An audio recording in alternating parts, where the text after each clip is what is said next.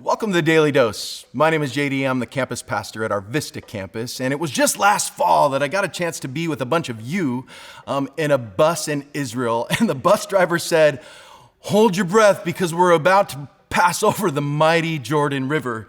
And we all looked in the side of the bus, and guys, I got to tell you, the Jordan is not what I expected. It was a little smaller, it was a little drier, it was not the mighty Jordan I had built up in my head, and yet this wasn't the first century. This wasn't the spring during the flood season. So I went back to that story in Joshua 3, and I love it because it's a clear example of God's promise and how he came through on that promise. So open up to Joshua 3. In verse 1, let me set the stage for you. It was the springtime. The runoff was coming from the mountains, and the river was swollen, and you've got a generation of Israelites, a nation, millions of people, camped out beside a swollen river. These people were not river people.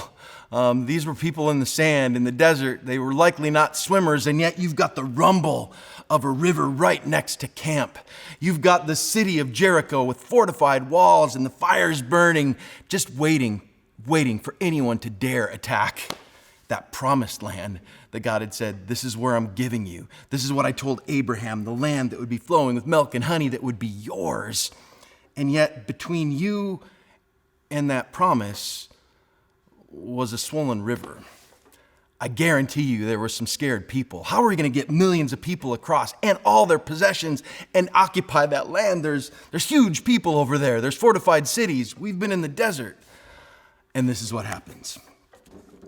It was early in the morning when Joshua and the Israelites set out and went to the Jordan, where they camped out before they crossed over.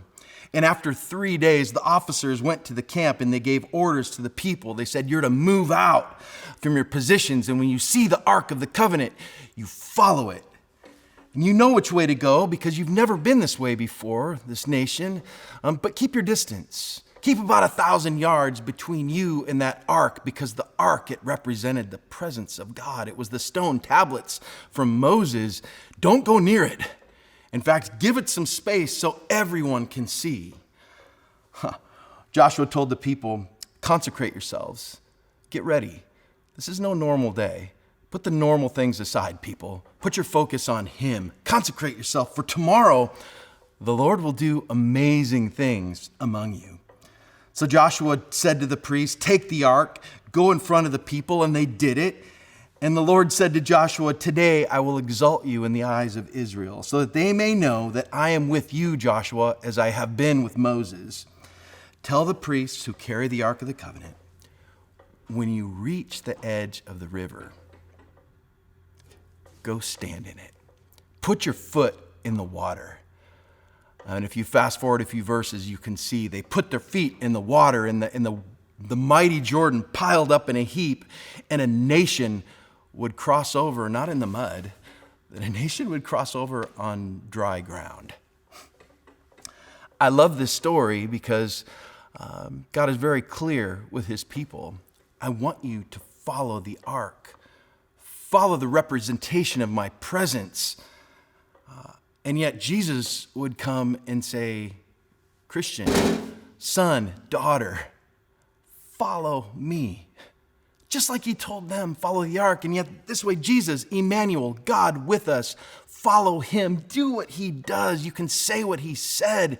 Follow that example and watch. God will do amazing things.